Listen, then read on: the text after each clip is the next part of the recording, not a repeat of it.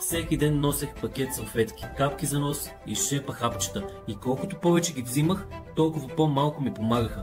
Опитах всичко: спрейове, капки, таблетки, чайове. Едното ме приспиваше, другото ми изсушаваше гърлото, а пък третото не действаше изобщо. Животът с алергии не е просто дискомфорт, а е като да дишаш през филтър, който никога не пада. Лекарите казваха: няма лек, просто живей с това. Ще търпиш, но аз не исках да живея на хапчета цял живот. И не можех да приема, че природата няма отговор на това. Никога не съм вярвал, че природата няма отговор на това.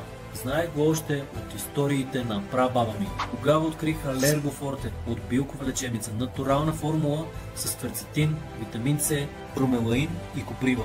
Комбинация, която действа от самия източник на проблема. Намалява хистамина, възпалението и дразненето, без да приспива и без никакви странични ефекти. Още след първата седмица дишах по-леко. След 2 спрях да кихам, а след месец забравих какво е да се будя с запушен нос. Нямаше лекарства, нямаше страх от пролетта, само свобода и чист въздух. Ако и ти си изморен от кихане, сълзене и капки без ефект, дай шанс на природата. Алергофорте от билкова лечебница, 100% натурална формула, която работи с тялото, не срещу него. Започни днес, като последваш линка в описанието и си върни свободата да дишаш.